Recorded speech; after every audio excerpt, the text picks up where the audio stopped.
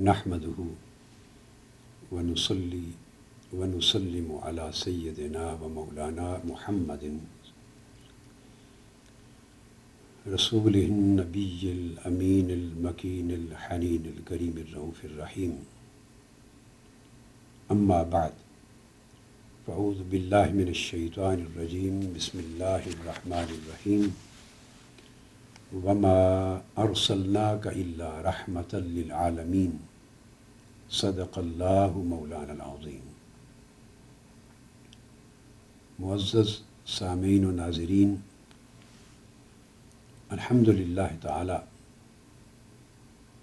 ہم اللہ جل مجدہ کی توفیق سے اسلام کے دین رحمت و شفقت ہونے اور دین امن و سہولت ہونے کے موضوع پر ایک سلسلہ وار گفتگو کر رہے ہیں۔ اس تسلسل کے ساتھ ہونے والی گفتگو کے ذیل میں آج ہم جس پہلو پر روشنی ڈال رہے ہیں، احادیث نبوی صلی اللہ تعالی علیہ وآلہ وسلم کی روشنی میں، بالخصوص حضور نبی اکرم صلی اللہ تعالی علیہ وآلہ وسلم کی اپنی سنت طیبہ اور سیرت مبارکہ کی روشنی، وہ حضور علیہ الصلوۃ والسلام کا وہ طرز عمل ہے جو آپ نے خطا کاروں کے ساتھ روا رکھا، گناہ گاروں کے ساتھ، خطا کاروں کے ساتھ احکام شریعت کی خلاف ورزی کر بیٹھنے والوں کے ساتھ۔ اور آج کی گفتگو میں کفار کو، مشرکین کو، دین کے اعداء کو اور منکرین کو اس موضوع کو شامل نہیں کر رہا ہوں، مگر دین کے مخالفوں کا، دین کے اعداء کا، کفار و مشرکین کا تذکرہ بھی آگے اسی سیریز میں بطور خاص الگ سے آئے گا۔ آج کی گفتگو کا مرکز و محور ہے حضور علیہ الصلوۃ والسلام کی وہ رحمت و شفقت جو امت کے اندر خطا کاروں کے ساتھ تھی، گناہ گاروں کے ساتھ تھی، یا کسی سے غلطی میں، نادانی میں، کوتاہی میں احکام شریعت کی خلاف ورزی کا ارتکاب ہو گیا، مگر تھے وہ مسلمان۔ تو ایسے طبقے کے ساتھ حضور علیہ الصلوۃ والسلام کا رویہ اور طرز عمل کیا تھا، اور آپ کی رحمت و شفقت اور آپ کا امن و محبت اور آپ کا لطف و سہولت کا جو اصول ہے دین اسلام میں جا بجا جس کے مظاہر دکھائی دیتے ہیں، یہ پہلو ہمیں کس حد تک نمایاں اور غالب نظر آتا ہے۔ حضور نبی اکرم صلی اللہ علیہ وآلہ وسلم کی پوری سیرت طیبہ کا اگر مطالعہ کریں تو ایک بات طے ہو جاتی ہے کہ آپ نے گناہ گاروں پر، خطا کاروں پر، غلطی کرنے والوں پر کبھی بھی کسی حال میں لعنت نہیں فرمائی، ان کو اللہ کی رحمت اور اپنی رحمت سے محروم نہیں کیا اور نہ محروم قرار دیا، ان کو ایمان سے دور نہیں کیا کہ آپ کے سخت کلمات ان کے حق میں شیطان کو اس قابل نہ کہیں بنا دیں کہ وہ ان پر مزید غلبہ پالے اور دائمی تسلط پالے۔ آپ نے ان کی غلطی اور ان کی کوتاہی اور ان کے گناہ کو دیکھنے کے باوجود بھی طرز عمل مبنی بر شفقت رکھا، تاکہ آپ کی شفقت کے ذریعے وہ مائل بتوبہ ہو جائیں، مائل باصلاح ہو جائیں۔ ان کی اصلاح کی ہر ممکن کوشش کی۔ اس باب میں ہم آج جس حدیث نبوی صلی اللہ علیہ وآلہ وسلم سے، بلکہ معمول نبوی صلی اللہ علیہ وآلہ وسلم سے گفتگو شروع کر رہے ہیں، یہ حضرت ابو ہریرہ رضی اللہ تعالیٰ عنہ سے مروی ہے اور صحیح بخاری میں آئی ہے۔ امام بخاری نے اسے اپنی الجامع الصحیح میں کتاب الحدود میں باب الضرب بالجرید والنعال، جو لوگ کبھی کبھار غلطی سے شراب پی بیٹھے، چونکہ شراب ہمیشہ سے دین اسلام میں اور شریعت محمدی صلی اللہ علیہ وآلہ وسلم میں حرام قرار پانے سے قبل تک سوسائٹی کا عام مشروب تھا، جب شریعت کے احکام ہی نہیں آئے تھے اور حکم شریعت نے اور قرآنی آیات نے اس کو حرام ڈکلیئر جب تک نہیں کیا تھا، تو لامحالہ لوگ پیتے تھے، اس کے عادی تھے۔ جیسے غیر مسلم سوسائٹی میں، عالم کفر میں، مغربی دنیا میں کنسیپٹ ہی نہیں ہے، وہ اسے مشروب سمجھتے ہیں۔ تو اس لیے جب یہ حرام کر دی گئی تو رفتہ رفتہ بہت سے ایسے تھے صحابہ کرام جنہوں نے ایک کلمہ حرمت کا اور ممانعت کا سنتے ہی کلیتاً اس سے توبہ کر لی۔ نہ صرف یہ کہ شراب کا پینا چھوڑ دیا، اس کے برتن بھی توڑ دیے، اور لوگ کاروبار بھی کرتے تھے، اس کی تجارت بھی تھی، تو جن کی تجارت کے سامان میں شراب آ رہی تھی وہ خبر پا کے وہ بھی وہاں توڑ دی گئی، برتن توڑ دیے گئے۔ تو یہ درجہ بھی تھا۔ کچھ ایسے لوگ تھے جنہیں کبھی کبھار آنا، مجلس اور صحبت میں بیٹھنا نصیب ہوتا اور تربیت اور صحبت کا زیادہ فیض پانے کا موقع نہ ملا تھا، انہوں نے چھوڑ دیا۔ کچھ لوگوں نے چھوڑنے کا عزم کر لیا، مگر اکا دکا بار چھوڑتے چھوڑتے ان سے غلطی اور کوتاہی ہو گئی، بے خیالی میں یا کمزوری طبع کے طور پر، اور پھر تائب ہو گئے۔ الغرض اس وقت کے مسلمانوں میں ایسا کوئی شخص نہیں بچا جو شراب کو چکھتا بھی ہو، ایک فرد بھی نہیں بچا۔ کلیتاً جس کو حرام کر دیا گیا اسے ہر فرد بشر نے، اس اسلامک سوسائٹی کے ہر فرد نے ٹھکرا دیا، اس کا نام و نشان بھی باقی نہ رہا۔ مگر ایسے واقعات اس پیریڈ میں ہوئے ہیں جب شراب کی حرمت کا حکم آیا، تو اس کے معاً بعد تھوڑا عرصہ بعض لوگوں کو اپنی عادت ختم کرنے میں تھوڑا وقت لگا، جبکہ بہت سو نے وہیں اپنی طبیعتوں پر قابو پا کے اس کو کلیتاً خارج زندگی کر دیا۔ تو اس باب میں ابو ہریرہ رضی اللہ تعالیٰ عنہ فرماتے ہیں کہ ایک شخص، اور یہ لوگ بھی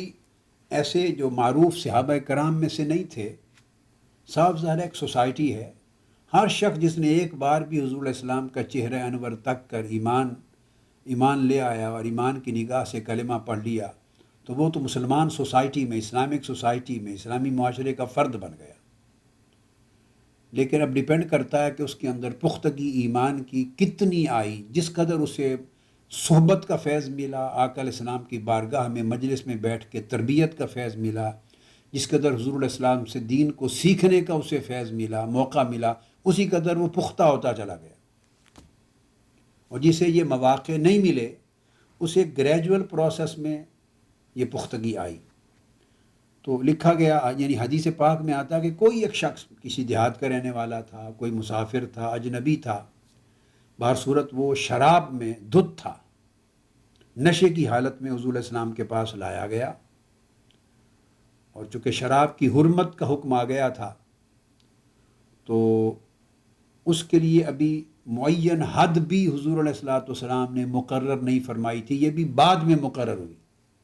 80 کوڑے کی حد، جو صحیح بخاری، صحیح مسلم اور دیگر کتب حدیث میں بطور حد جس کا ذکر آیا ہے، حضور علیہ السلام نے اس کا اجرا فرمایا اور خلفائے راشدین نے اس پر تسلسل سے عمل جاری رکھا۔ یہ حد بھی ابھی بعد میں مقرر کی حضور علیہ السلام نے، ابھی سمجھے ایک ٹرانزیٹری پیریڈ تھا۔ تو اس وقت اگر کوئی شراب پیتا تو اسے جوتوں کے ساتھ مار دیتے یا چھڑیوں کے ساتھ مارتے، تو اس کو ایک ضرب دی جاتی، ایک سمبولک پنشمنٹ دی جاتی، تا آنکہ اس کی ایک باقاعدہ فکسڈ پنشمنٹ مقرر کر دی گئی۔ تو ابو ہریرہ رضی اللہ تعالیٰ عنہ فرماتے ہیں کہ وہ ایک نشے میں ایک شخص کو شراب پینے کے بعد لایا گیا، سو ہم نے اسے مارا، کسی نے تھپڑ مارا، کسی نے جوتا مارا، کسی نے اس کے پاس چادر تھی کپڑا لپیٹ کر وہ مارا، کسی کے پاس چھڑی تھی وہ مارا، اس طرح کر کی ایک متفرق سی سزا تھی۔ جب اسے سزا دے دی گئی اور سزا سے فارغ ہو گیا وہ شخص اور ہم بھی فارغ ہو گئے، تو اب وہ حصہ آ رہا ہے جو خاص قابل توجہ ہے۔ ہم میں سے ایک شخص نے کہا، قال رجل ما له اخزاہ اللہ، آقا علیہ الصلوۃ والسلام تشریف فرما تھے، ایک شخص نے کہا کہ اس کا تو کچھ بھی نہ بچا، اللہ نے اس کو ذلیل و خوار کر دیا، یا اس کا کچھ نہ بچے، اللہ اس کو ذلیل و خوار کرے۔ یعنی اس امر کی طرف اشارہ تھا کہ حرمت کا واضح حکم آنے کے باوجود اس کو شرم اور حیا نہیں آئی، اس نے یہ کام کیا، سزا وہ پا چکا ہے۔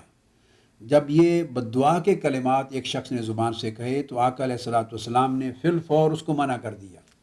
اور فرمایا، فقال رسول اللہ صلی اللہ علیہ وآلہ وسلم لا تکونوا عون الشیطان علی اخیکم، اے لوگو یہ جملے کہہ کر کہ اس کا کچھ نہ بچے، یعنی اس کا ایمان بھی نہ بچے، ایسی بددعا دے کر اپنے بھائی کے خلاف شیطان کے مددگار نہ بنو، یعنی شیطان کے حق میں بھائی کے خلاف دعا نہ کرو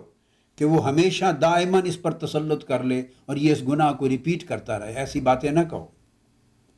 اور ایک حدیث میں ہے آقا علیہ السلام نے فرمایا، لا تقولوا ہاکذا ولا تعینوا علیہ الشیطان، ایسے کلمات اس شخص کے حق میں نہ کہو،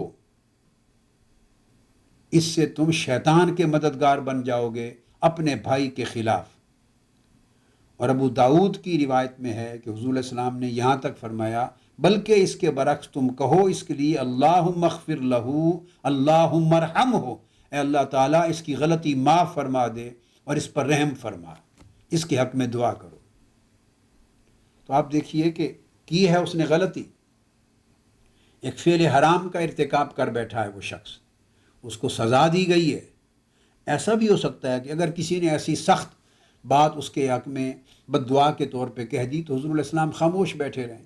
یا اس کو اشارہ کر دیں اس طریقے سے کہ نہیں بھائی خاموش رہو، ایسا مت کہو، نہیں۔ آقا علیہ الصلوۃ والسلام نے اس کے اوپر باقاعدہ ایک اپنی سنت وضع کی، ایک سٹینڈ لیا، فرمایا ایک تو یہ کہ اسے بد دعا نہ دو، بد دعا دینا، برا بھلا کہنا دراصل اس کے خلاف شیطان کی مدد کرنا ہے۔ یہ ایک فلسفی حضور علیہ الصلوۃ والسلام نے امت کو بتائی کہ اگر تمہارا کوئی گناہگار بھائی غلطی بھی کر لے تو اسے بد دعا نہ دیں، اس پر لعنت نہ بھیجیں۔ لعنت بھیجنے کا مطلب یہ ہوتا ہے کہ اے اللہ اسے ہمیشہ کے لیے اپنی رحمت سے محروم کر دے۔ اب اس کے لیے یہ بد دعا دینا کہ اسے اللہ کی رحمت سے محروم کر دیا جائے، اس کا مطلب یہ ہے کہ وہ دائماً شیطان کے غلبہ اور تسلط اور کنٹرول میں چلا جائے، یہ اس کا معنی بنتا ہے۔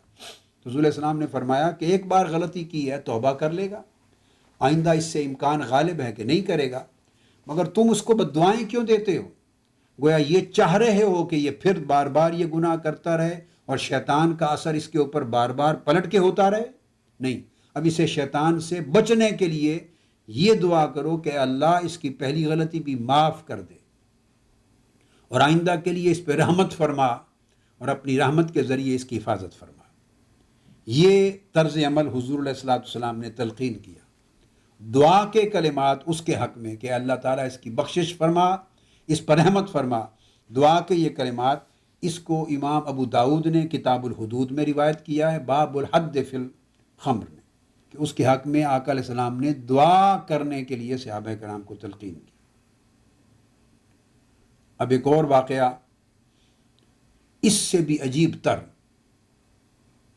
حضور علیہ الصلوۃ والسلام کی رحمت و شفقت کا اور آپ کے لطف و کرم اور امن و محبت کا بڑا عظیم آئینہ دار سامنے آ رہا ہے۔ اور یہ جو واقعہ حضور علیہ السلام کی سنت طیبہ میں سے اب کوٹ کر رہا ہوں، یہ حدیث بھی صحیح بخاری میں روایت ہوئی ہے، صحیح بخاری کی کتاب الحدود میں حدیث صحیح ہے، اور راوی اس حدیث کے خود سیدنا عمر فاروق رضی اللہ تعالی عنہ وہ راوی ہیں۔ آپ فرماتے ہیں سیدنا فاروق اعظم رضی اللہ تعالی عنہ کہ ان رجلا کان علی عہد النبی صلی اللہ علیہ وآلہ وسلم وکان اسمہ عبداللہ وکان یلقب حمارہ، کہ حضور علیہ الصلوۃ والسلام کے عہد مبارک میں ایک شخص تھا جس کا نام عبداللہ تھا، اور اس کو عبداللہ الحمار کہتے تھے، یہ اس کا ایک ٹائٹل سا بنایا ہوا تھا، میں ترجمہ نہیں کر رہا اس لفظ کا۔ وَكَانَ يُضْحِكُ رسول اللہ صلی اللہ علیہ وآلہ وسلم، اور اس کا کام کیا تھا کہ وہ آ کے حضور علیہ الصلوۃ والسلام کی مجلس میں بیٹھ جاتا جب اور صحابہ کرام بھی بیٹھے ہوتے، اور وہ تھوڑے تھوڑے وقفے کے بعد وہ حضور علیہ الصلوۃ والسلام کو ہنساتا تھا، یعنی کوئی لطیفہ سنا دیتا، کوئی جوک کر دیتا یا جوک سنا دیتا، اس طرح کا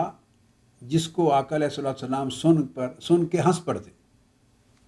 ایسی کوئی مزاح کی بات کہہ دیتا، اس کا صرف یہ کام تھا۔ اب اس کا سوائے اس کے کوئی اور عمل کتب احادیث میں میری نظر سے نہیں گزرا کہ اس کے علاوہ اس کے کسی اور نمایاں عمل کا کوئی تذکرہ کیا گیا ہو کہ بڑا عبادت گزار تھا، بڑا صاحب علم و فقہ تھا، بڑا صاحب جہاد و مجاہدہ تھا، بڑا صاحب صدقہ و خیرات تھا، بڑا صاحب اعمال صالحہ تھا، اس کا کوئی تذکرہ کسی اور حوالے سے بطور خاص نہیں آیا، اور اگر ہوتا تو سیدنا فاروق اعظم رضی اللہ تعالیٰ عنہ اس کی ڈسکرپشن دے رہے ہیں، ڈسکرائب کرتے ہوئے اس کو بیان کرتے، تو آپ نے فقط اتنا فرمایا کہ ان رجلا کان علی عہد النبی صلی اللہ علیہ وسلم، کہ حضور علیہ الصلوۃ والسلام کے عہد مبارک میں ایک شخص تھا۔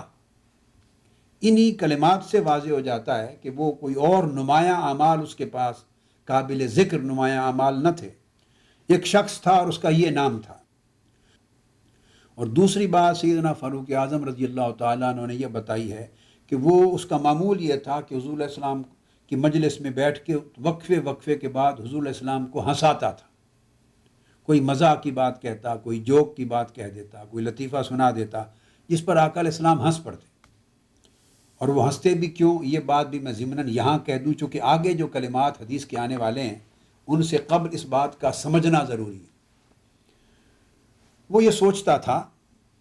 کہ مجلس میں جتنے بھی صحابہ کرام آتے ہیں یا تو حضور علیہ السلام صبح سے شام تک اپنے زائرین اور حاضرین اور متجالسین، اپنی بارگاہ میں بیٹھنے والوں کو نصیحت فرماتے رہتے ہیں اور درس دیتے ہیں اور انہیں تعلیم دیتے ہیں، تو سارا دن آپ کا سنجیدہ موضوعات کے بیان میں گزرتا ہے۔ آپ کی مجلس میں تو کسی کو مجال نہیں ہوتی کہ کوئی لطیفے بیان کرے یا کوئی جوک کرے یا کوئی مزاح کرے، خاموشی سے بیٹھتے ہیں، آقا علیہ السلام تعلیم، تلقین اور نصیحت و تربیت فرماتے ہیں۔ یا دوسری صورت یہ کہ ہر شخص جو آتا ہے، دوسری صورت یہ ہوتی ہے کہ آنے والا شخص اپنی کوئی پریشانی لے کر آتا ہے، آقا علیہ السلام اس کے دکھ اور غم کی داستان سنتے ہیں اور اس کے غم کا ازالہ فرماتے ہیں۔ کچھ لوگ اپنی مشکلات، پریکٹیکلی مشکلات لے کر آتے ہیں، مقروض ہیں، کھانے کا کچھ نہیں ہے، یہودی سے قرض لیا ہے، وہ قرض مانگنے کے لیے آ گیا ہے، ادائیگی کے پیسے نہیں ہیں، الحاصل قیاس کوئی بیمار ہیں، کوئی دکھ میں ہے، کوئی تکلیف میں ہے، کسی کے گھر میں ازدواجی زندگی میں مشکل بن گئی ہے، بیوی کے ساتھ شوہر کی لڑائی ہو گئی ہے، شوہر کے ساتھ بیوی رضامند نہیں ہے، تو الغرض جو ایک عملی معاشرتی زندگی میں طرح طرح کے مسائل اور مشکلات پیدا ہوتی رہتی ہیں، تو الغرض اس طرح کی مشکلات کے ساتھ آتے، تو آقا علیہ السلام کا معمول تھا جو شخص جو مسئلہ، جو حاجت، جو مشکل بھی لے کر بارگاہ مصطفیٰ صلی اللہ علیہ وسلم میں حاضر ہوتا، حضور علیہ السلام اس کو حل فرما دیتے، کسی کو واپس نہیں موڑا خالی۔ تو وہ یہ دیکھتا کہ سارا دن لوگ تو مشکلات ہی لے کے آتے ہیں، اپنے غم لے کے آتے ہیں، اپنے دکھ لے کر آتے ہیں، اور آقا علیہ السلام ہم وقت لوگوں کے غم بانٹتے ہیں، ان کے دکھ دور فرماتے ہیں، ان کے رنج و الم کا ازالہ فرماتے ہیں، تو ہر وقت ایک ماحول سنجیدہ رہتا ہے، جس کے باعث صبح سے شام تک ایک معمول میں یہ اس کی سوچ ہوگی کہ انسانی طبیعت پہ لامحالہ کچھ تھکن آ جاتی ہے، دماغ پہ تھکن آ جاتی ہے، اور کوئی حضور علیہ السلام کو ریفریش کرنے والا نہیں ہے کہ یہ بوجھ کوئی آقا علیہ السلام کے اتار دے۔ آپ امت کے غم اٹھاتے رہتے ہیں، کبھی کفار مشرکین کی سازشوں کی خبر ملتی ہے، کبھی ان کی حملہ آور ہونے کی خبر ملتی ہے، کبھی ان کی لشکر کشی کی خبر ملتی ہے، تو پھر آقا علیہ السلام اپنا لشکر اسلام تیار کر رہے ہیں، کبھی ہدایات دے رہے ہیں، کبھی کچھ ہو رہا ہے، تو سارا دن ایک بھرپور زندگی گزرتی جس کا لا محالہ ایک اثر انسانی اور بشری زندگی میں کچھ نہ کچھ تھکن کی صورت میں مترتب ہوتا ہے۔ اب وہ یہ سوچتا کہ آقا علیہ السلام کو ان تمام چیزوں سے ریلیف دینے والا تو ہے کوئی نہیں، سو وہ یہ کرتا کہ بجائے غم اور دکھ درد سنانے کے تھوڑے تھوڑے وقفے کے بعد وہ کوئی جوک سنا دیتا، کوئی لطیفہ سنا دیتا، کوئی مزاح سنا دیتا، جس کو سن کر آقا علیہ السلام ہنس پڑتے، اور آپ کے مسکرانے سے ہنسنے سے وہ سمجھتا کہ اس سے حضور علیہ الصلوۃ والسلام کو خوشی ہوئی، کچھ آپ کا بوجھ طبیعت مبارکہ سے ذہن سے اتر گیا ہوگا۔ تو اس طرح وہ حضور علیہ السلام کو گویا ریلیکس کرتا تھا۔ اب کسی کو ریلیکس کرنے کے لیے یہی کام بیٹھ کے کرنا اور ہمیشہ کرنا، جسٹ اس خیال سے کہ یہ ریلیکس ہو جائے، ان کا بوجھ اس کو تھوڑا ریلیف ملے، تو اب آپ اندازہ کر سکتے ہیں کہ یہ سوائے اس کے کہ دل میں کسی کے ساتھ محبت ہو، اس محبت کے بغیر آدمی یہ کسی کے لیے سوچ بھی نہیں سکتا۔ کسی درجے کی کوئی محبت، کسی درجے کی کوئی الفت اگر دل میں کسی کے لیے کوئی ایک محبت بڑا کنسرن ہوگا تو تب ہی آدمی اس کے بارے میں یہ سوچے گا کہ اس کے سٹریس کو، اس کے سٹرین کو تھوڑا ریلیف کیا جائے، ریڈیوس کیا جائے، اس کو تھوڑا ریلیکس کیا جائے۔ کنسرن کے بغیر یہ بات نہیں ہوتی۔ وہ ایک قلبی کنسرن تھا اس کو آقا علیہ السلام کی ذات اقدس کے ساتھ، ایک محبت تھی حضور علیہ السلام کی ذات اقدس کے ساتھ، ایک الفت تھی، ایک خیال تھا۔ اب یہ وہ بیان کیا جا رہا ہے۔ تو سیدنا فاروق اعظم رضی اللہ تعالیٰ عنہ فرماتے ہیں کہ حضور علیہ الصلوۃ والسلام کے زمانے میں اس نے شراب پی، اس کو لایا گیا اسی شخص کو شراب کی حالت میں، نشے کی حالت میں، تو اس کو کوڑے لگائے گئے، اس کو سزا دی گئی۔ تو ایک بار یہ ایک سے زائد بار یہ واقعہ ہوا اور اس کو کوڑوں کی سزا دی گئی۔ اتنے میں صحابہ کرام کی مجلس میں بیٹھے تھے صحابہ کرام، اور اس کا تذکرہ چل نکلا، اور ایک شخص نے کہا فقال رجل من القوم اللہم العنہ، اے اللہ تعالیٰ اس شخص پہ لعنت بھیج، یعنی اس شخص کو اپنی رحمت سے محروم کر، ہلاک کر اس شخص کو، کہ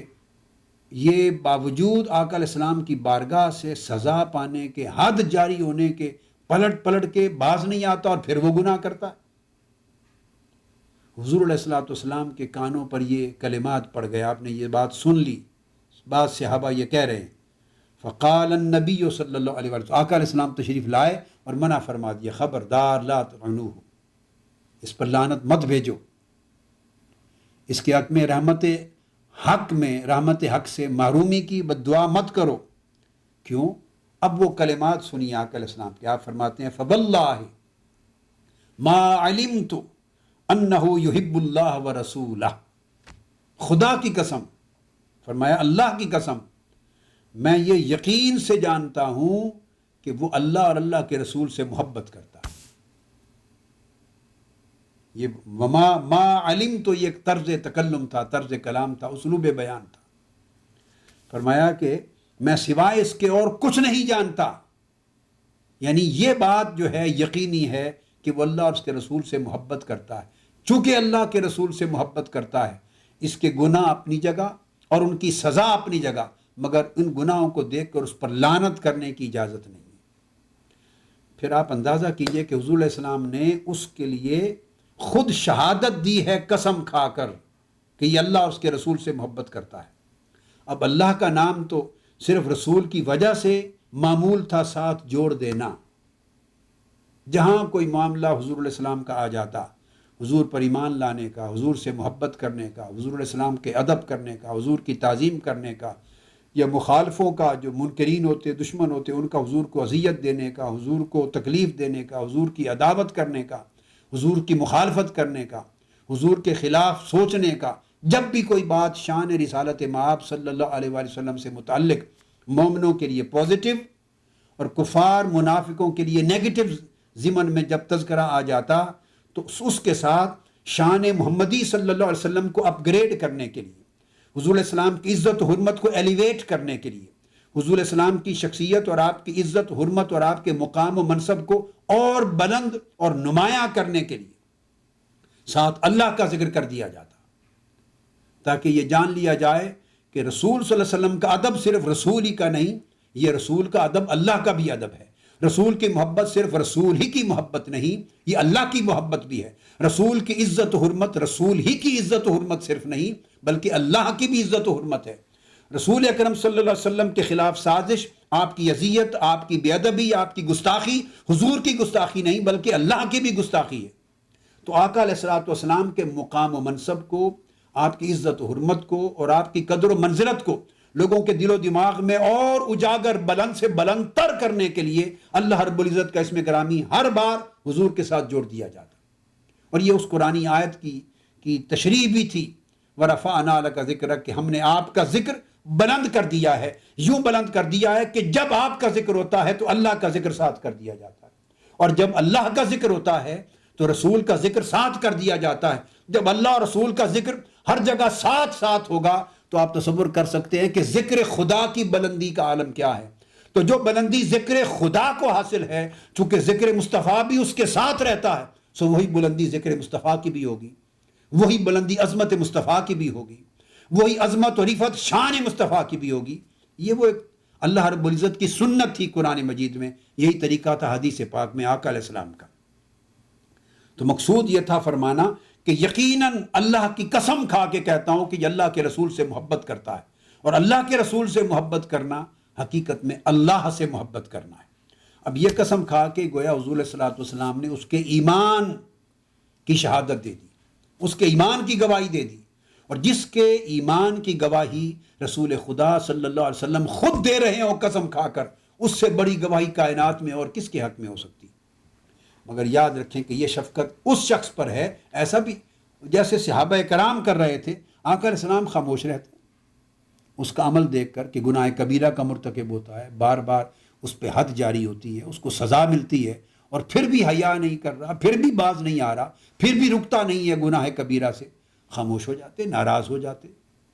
جو بھی صحابہ کہہ رہے ہیں آقا علیہ السلام تو کچھ نہیں فرما رہے نا، تب چلو سن کے چپ رہتے، مگر نہیں، آقا علیہ السلام نے کریکٹ کیا، تصحیح کی۔ اس بار اس مرتبہ بھی یعنی گناہ کبیرہ کے دہرائے جانے کے باوجود بھی اور بار بار حد جاری ہونے کے باوجود بھی آقا علیہ السلام نے اس کے مومن ہونے، مسلمان ہونے کی شہادت دی اور اس پر لعنت بھیجنے سے منع فرمایا۔ یہ طرز عمل تھا گناہ گاروں کا، خطا کاروں کا، گناہ گاروں کے لیے۔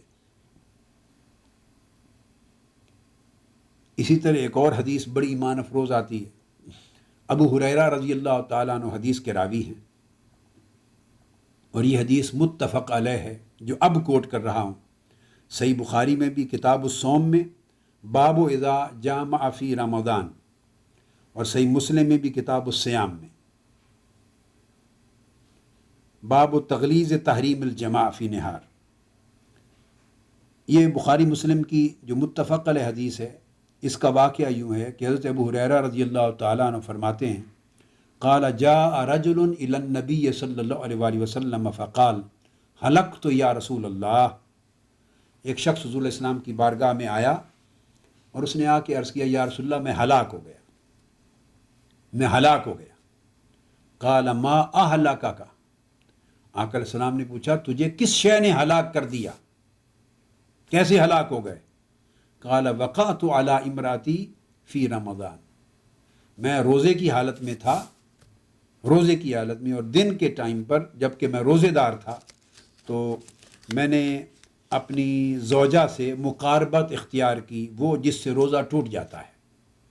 تو آقا علیہ السلام نے جب یہ بات سن لی تو فرمایا هل تجد ما تعتق رقبۃ، کیا تمہارے پاس کچھ اتنا کھانا یا کوئی ایسی باندی یا غلام ہے کہ تم روزہ توڑ دیا ہے تم نے؟ تو روزہ توڑنے کا کفارہ، پہلا کفارہ یہ ہے کہ گردن آزاد کی جائے، یعنی کوئی غلام ہو یا باندی ہو تو اسے آزاد کر دیا جائے، یہ کفارہ صوم ہے روزہ توڑنے کا۔ تو کیا تمہارے پاس کوئی غلام یا باندی ہے کہ اس گردن کو آزاد کر دو اور روزے کا کفارہ ہو جائے؟ قال لا، اس نے عرض کیا یا رسول اللہ میرے پاس نہیں ہے، غریب آدمی ہوں، کوئی غلام کوئی باندی نہیں میرے پاس۔ پھر آقا علیہ السلام نے پوچھا فَهَلْ تَسْتَطِيعُ أَن تَصُومَ شَهْرَيْنِ مُتَتَابِعَيْنِ، کیا تم اس بات کی طاقت رکھتے ہو کہ اب دوسرا کفارہ یہ ہے کہ اگر کوئی آدمی روزہ توڑ بیٹھے، جان بوجھ کر ایسی غلطی کا ارتکاب کرے جس سے روزہ ٹوٹ جائے، تو پھر اس کا دوسرا کفارہ یہ ہے کہ یا تو غلام باندی آزاد کرے، اگر یہ نہیں کر سکتا تو دوسری اس کی آپشن یہ ہے کہ پھر مسلسل 2 مہینوں کے روزے رکھے، 60 روزے پے در پے رکھے مسلسل. کیا 60 روزے 2 مہینوں کے روزے مسلسل رکھ سکتے ہو؟ قال لا، یا رسول اللہ یہ بھی نہیں رکھ سکتا، ایک روزہ تو پورا نہیں کر سکا، وہ تو توڑ بیٹھا ہوں، 60 روزے کہاں پے در پے رکھوں، یہ میں نہیں کر سکتا. اب آپ دیکھتے آئیے کہ آقا علیہ السلام نہ صرف یہ کہ کتنے شفیق و رحیم تھے، بلکہ صحابہ کرام اور آپ کی سوسائٹی میں رہنے والے مسلمانوں کو اس کا اندازہ کس قدر تھا، وہ آپ کی رحمت و شفقت کو کس قدر جانتے تھے. یہ وہ جانتے تھے تو اتنی ہمت ہوئی کہ آقا علیہ السلام کی بارگاہ میں یہ کچھ عرض کرتے چلے جائیں کہ یا رسول اللہ 2 مہینے کے مسلسل پے در پے روزے بھی نہیں رکھ سکتا. پھر آقا علیہ السلام نے فرمایا فَهَلْ تَجِدُ مَا تُطْعِمُ 60 مسکینہ، کیا تمہارے پاس کچھ اتنا کھانا گھر میں ہے کہ اب تیسرا کفارہ جو پاسبل ہے وہ یہ ہو سکتا ہے کہ تم 60 مسکینوں کو کھانا کھلا دو. تو کیا اتنا کھانا تمہارے پاس ہے کہ 60 غریب لوگوں کو بلا کے کھانا کھلا دو یا انہیں جا کے کھانا دے دو؟ فقال لا، اس نے کہا یا رسول اللہ کھانا بھی نہیں ہے اتنا، میں تو غریب آدمی ہوں. آقا علیہ الصلوۃ والسلام اس کی ہر بات پہ لا سن کر ناراض نہیں ہوئے، خاموش ہو گئے. وہ بیٹھ گیا، آپ بھی خاموشی سے تشریف فرما رہے. اب آپ اندازہ کریں کہ 3 ہی پاسبل کفارے تھے، اس نے تینوں کا انکار کر دیا. تو جواب تو یہ بنتا ہے کہ پھر جاؤ، پھر میرے پاس کیا لینے آئے ہو؟ بھائی نہ تمہارے پاس غلام اور باندی نہیں، ٹھیک ہے تم غریب آدمی ہو، یہ تو ایک نیچرل ایسپیکٹ ہے، نہیں کر سکتے تم یہ کفارہ ادا، ختم ہو گئی بات. لیکن پھر اب تم نے گناہ کیا ہے، روزہ توڑا ہے، اللہ کا امر اور حد توڑی ہے، تو پھر 60 روزے رکھو، یہ کفارہ بھی ہے، سزا بھی ہے، تمہیں رکھنے پڑیں گے. مگر ایسا نہیں فرمایا. بنتی تو ہے نا یہ بات کہ رکھو پھر سزا ہے، اللہ کی حد توڑنے کی، اللہ کے امر کو توڑنے کی، روزے کو جان بوجھ کے توڑنے کی تم کنٹرول نہیں کر سکے، پھر اب سزا بھگتو. مگر آقا السلام نے نہیں فرمایا، اس نے کہا نہیں رکھ سکتا، آپ خاموش ہو گئے. تیسرا جو کفارہ تھا وہ آفر کیا، فرمایا پھر 60 مسکینوں کو کھانا کھلاؤ. وہ کہتا وہ بھی سخت نہیں ہے. تو آقا علیہ السلام اس کے کسی ایک جواب میں کہ یا رسول اللہ نہیں کر سکتا، نہیں کر سکتا، نہیں کر سکتا، ناراض نہیں ہوئے، بیٹھ گئے. ثم جالسا، بیٹھ گئے. اتنے میں آقا علیہ السلام کی بارگاہ میں ایک شخص آیا، اس نے ایک ٹوکرا اٹھایا ہوا کھجوروں کا، سر پہ کھجوروں کا بھرا ہوا ٹوکرا، وہ لے کے آقا علیہ السلام کی بارگاہ میں حاضر ہوا اور آ کے آقا علیہ السلام کی بارگاہ میں پیش کیا. تو آقا علیہ السلام نے وہ کھجوروں کا ٹوکرا لے کے اس کو بلایا. وہ روزہ توڑنے والا کہاں ہے؟ حاضر ہو گیا، یا رسول اللہ میں ہوں. فرمایا لے جاؤ، اس کو صدقہ کر دو، تمہارا کفارہ ادا کرنے کے لیے کھانا یعنی کھجوریں بھی میں دے رہا ہوں، میرے پاس سے لے جاؤ، اور اب جا کر مدینہ کے غریبوں اور 60 مسکینوں میں تقسیم کر دو. اب سنیے وہ کیا کہتا ہے، وہ کہتا ہے قال افکر منا فما بین لابتیہا اہل بیت احوج الیہ منا. یا رسول اللہ صلی اللہ علیہ وسلم کیا مجھ سے زیادہ کچھ غریب اور مسکین ہوں گے جن میں جا کے یہ ٹوکرا آپ کا دیا ہوا کھجوروں کا تقسیم کروں؟ اور خدا کی قسم مدینہ کی اس پوری وادی میں ہمارے گھر سے زیادہ غریب گھرانہ کوئی نہیں ہے، ہم سے زیادہ مسکین اور محتاج جو حاجت مند ہے خود کھانے کا کوئی نہیں، تو میں اوروں کو جا کیا کھلاؤں؟ لو آپ سن لیجئے، یعنی اپنے پاس سے دے رہے ہیں اور اپنے پاس آقا علیہ السلام کی بارگاہ سے لے کر روزہ اس نے توڑا ہے، کفارہ اس کا ہے، آقا علیہ السلام دے رہے ہیں کہ لے جاؤ کھجوروں کا ٹوکرا غریبوں کو بانٹ دو. اب اس کے جواب میں کہتا ہے کہ ہمارے گھرانے سے زیادہ تو غریب ہی کوئی نہیں، باہر کس کو بانٹوں؟ اس پر حدیث پاک میں آتا ہے کہ آقا علیہ السلام ہنس پڑے، آپ ہنسے، مسکرائے، حتیٰ بدت انیابہ، حتیٰ کہ آپ کے دندان مبارک کا جو اگلا سائیڈوں والے حصے ہیں دندان مبارک کے وہ بھی تھوڑے نظر آ گئے. اتنے مسکرائے اور انجوائے کیا آپ نے اس کی بات کو، ہنسے. تو اللہ آقا علیہ السلام نے پھر فرمایا ثم قال اذهب فاطعمه اهلك، فرمایا اچھا اگر کوئی نہیں تم سے بڑھ کے غریب تو یہ ٹوکرا کھجوروں کا لے جاؤ اور جا کے خود کھاؤ اور گھر والوں کو کھلا دو، اپنے گھر والوں کو ہی کھلا دو، تمہارا کفارہ ادا ہو جائے گا. اب آپ اندازہ کریے اس میں رحمت و شفقت کا عالم، تو پورا واقعہ، اس کا ایک ایک لمحہ، ایک ایک کلمہ، ایک ایک سوال اور جواب اور پورا طرز عمل آقا علیہ السلام کا منہ بولتا، ایک بین اظہر من الشمس ہے، منہ بولتا ثبوت ہے. یہ ٹوکرا کھجوروں کا جا کے یہ بھی خود کھا لو، گھر بچوں کو کھلا دو، فیملی کو، کفارہ ادا ہو جائے گا۔ یہ آقا علیہ الصلوۃ والسلام کی رحمت، آپ کی شفقت اور آپ کا طرز عمل مبنی پر محبت و سہولت ہوتا تھا۔ اب دوسرا اسپیکٹ اس میں ایک الگ ہے، وہ آقا علیہ السلام کی تشریعی حاکمیت کا ہے کہ اختیارات کتنے ہیں۔ چونکہ آقا علیہ السلام خود احکام شریعت وضع فرمانے والے، آپ خود شارح ہی نہیں،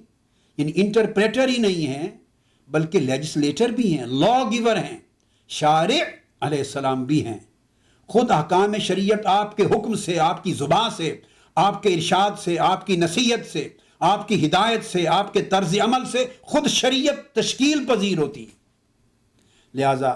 کفارہ، روزہ جان بوجھ کے توڑ بیٹھنے کا کفارہ جو مقرر آپ نے فرمایا تھا وہ بیان ہو چکا۔ اب جو ان تینوں پر عمل نہیں کر سکا تو حد تو ختم ہو گئی، کفارے تو نہیں بچے۔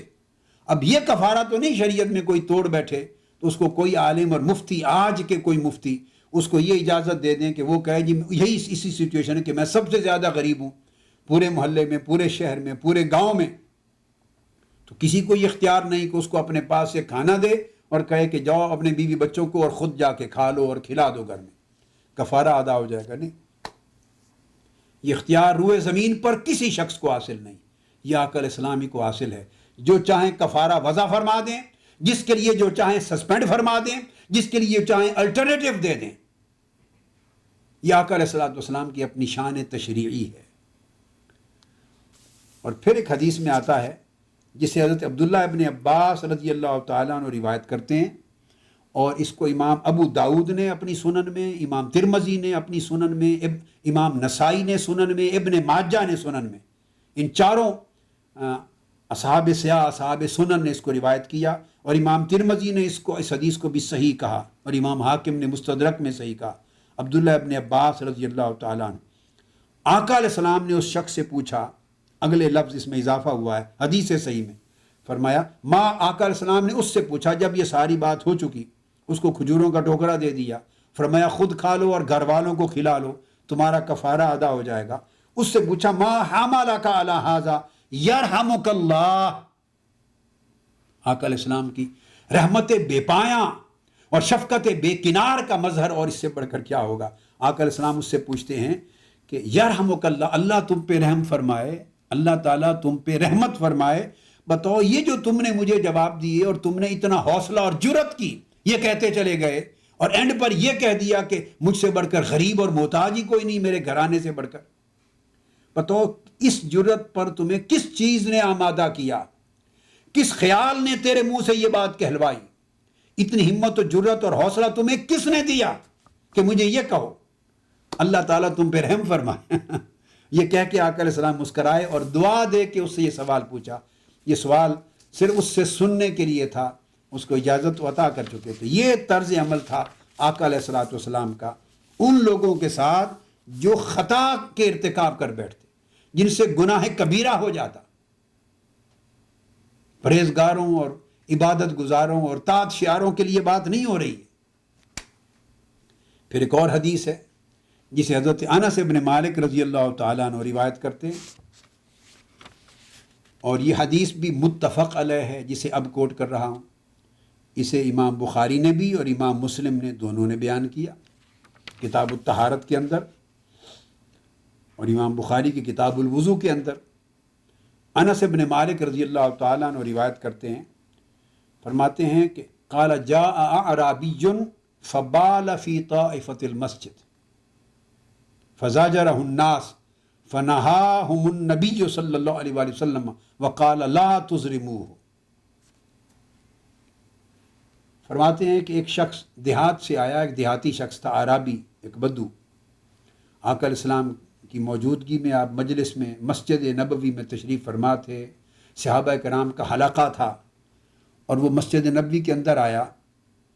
اس کو کچھ بوجھ ہوا اور اس نے مسجد نبوی کے اندر ہی کھڑے ہو کے پیشاب کر دیا۔ اس کو آداب معلوم نہیں ہے، نئے نئے لوگ ہیں، بدو ہیں، دور جاہلیت سے نکلے ہیں، دور کفر سے نکلے ہیں، اسلام کی پوری تعلیم ابھی نہیں لی، آقا علیہ السلام کی مجلس و صحبت میں بیٹھنے اور دین کے سیکھنے کا موقع نہیں ملا، تعلیم نہیں لی، کنسیپٹس پرانے ہیں، صرف کلمہ پڑھ لیا ہے، باقی احکام اور مسائل اور آداب تو ابھی نہیں سیکھے. تو اس شخص نے آ کے مسجد نبوی میں ہی پیشاب کر دیا.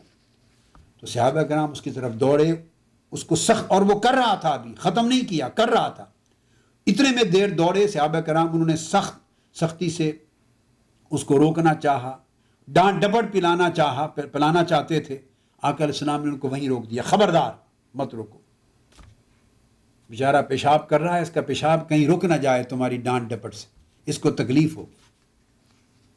اس کا پیشاب ہو لینے دو. اگر تم نے ڈانٹا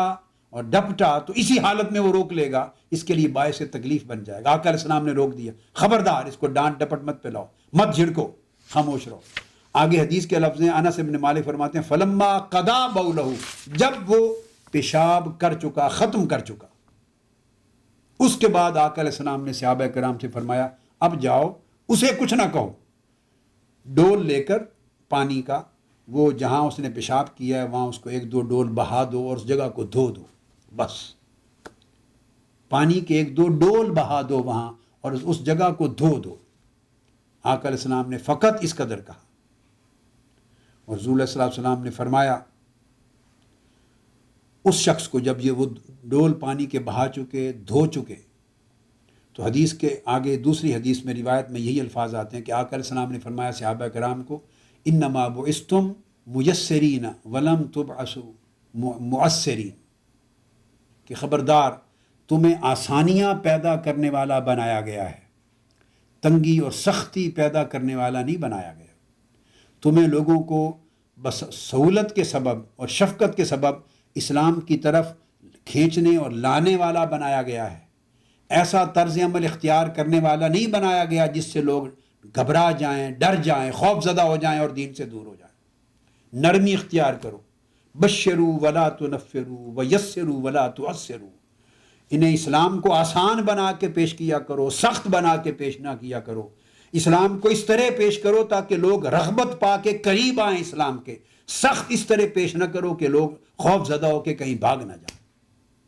اس موقع پر آقا علیہ السلام نے انہیں یہ تلقین بھی فرمائی. اور امام مسلم نے اسی واقعہ کو بیان کرتے ہوئے آگے اضافتاً یہ فرمایا حدیث صحیح میں کہ حضرت انس رضی اللہ تعالیٰ عنہ ہی فرماتے ہیں کہ آقا علیہ السلام نے جب وہ پیشاب سے فارغ ہو چکا تو اس کو بلایا, اور بلا کے پاس بٹھا کے پیار سے, شفقت اور نرمی سے اسے سمجھایا, تعلیم دے دی کہ جو مسجدیں ہیں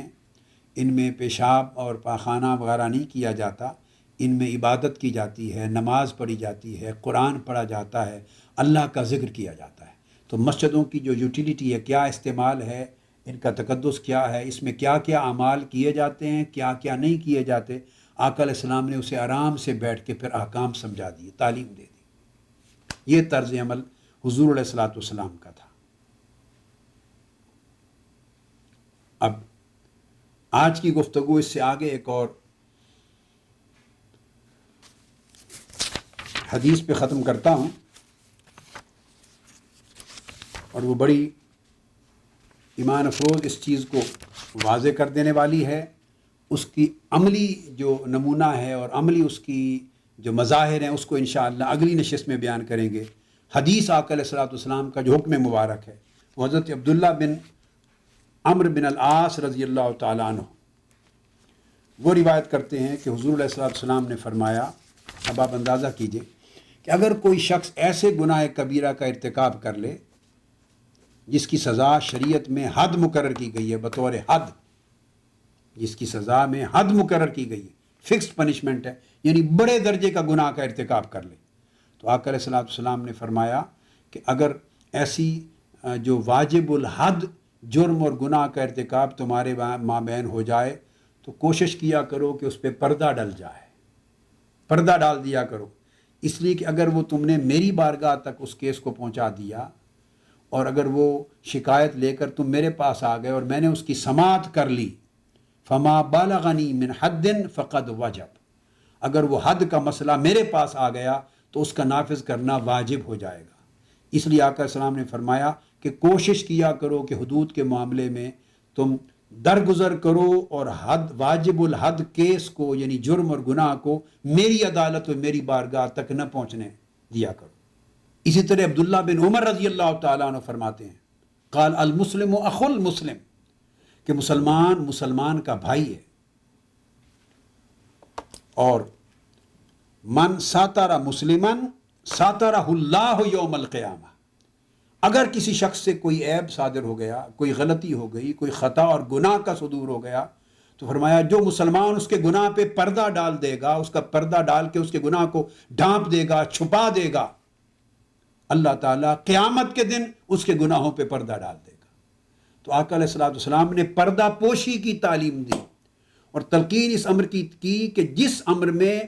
حد واجب ہے کوشش کریں کہ وہ کیس میری بارگاہ تک نہ پہنچے۔ یہ نصیحت فرماتے صحابہ کرام کو حکم دیتے۔ حضرت ابو ہریرہ رضی اللہ تعالیٰ عنہ نے بھی یہی روایت کی آقا علیہ السلام سے کہ ان رسول اللہ صلی اللہ علیہ وسلم قال من ساتر مسلمن ساترہ اللہ فی الدنیا والآخرہ۔ اس کے کلمات یہ ہیں اس روایت کے کہ جو شخص کسی مسلمان اپنے بھائی کا گناہ، اس کا کوئی عیب، اس کی کوئی خطا پہ پردہ ڈال دے، اللہ تعالیٰ اس کی اس پردہ پوشی کے صلہ میں اس کے عیبوں پر دنیا میں بھی پردہ ڈال دے گا، آخرت میں بھی پردہ ڈال دے گا۔ دنیا اور آخرت میں اللہ پاک اس پر پردہ ڈالے گا۔ تو یہ وہ حدیث ہے جس کے ذریعے حضور صلی اللہ علیہ وسلم نے ایک عام اصول وضع فرمایا اور صحابہ کرام کو ایک عام تعلیم دی کہ اگر کوئی گناہ کا صدور ہو جائے تو دو ایٹیچیوڈ ہو سکتے ہیں، ایک سختی کا، ایک نرمی کا۔ ایک اس کے گناہ کو افشا کرنے کا، اچھالنے کا، سوسائٹی میں اسے بدنام کرنے کا، اسے ننگا کرنے کا، بے نقاب کرنے کا، اور عدالت میں اور بارگاہ مصطفیٰ اس وقت عدالت اس تک پہنچا کر سزا دلوانے کا، یہ ایک اینگل ہے۔ اور ایک اینگل یہ ہے کہ اس کے گناہ پہ پردہ ڈالا جائے، چھپا دیا جائے، کسی اور کو خبر نہ ہو، اور یہ دعا کی جائے اس کے لیے کہ اللہم اغفر لہ ورحمہ، اسے معاف بھی کر اور اس پر رحمت فرما۔ رحمت فرمانے کا مطلب ہے اسے توفیق توبہ عطا کر تاکہ آئندہ توبہ کر لے، اصلاح احوال کر لے اور دوبارہ زندگی میں اس گناہ سے ہمیشہ محفوظ و مامون رہے۔ تو حضور علیہ الصلوۃ والسلام نے اس دوسرے طرز عمل کو، جس کی بنیاد شفقت، نرمی، محبت اور سہولت پر ہے، اس کو اختیار فرمایا اور اسی کو اختیار کرنے کی تلقین فرمائی۔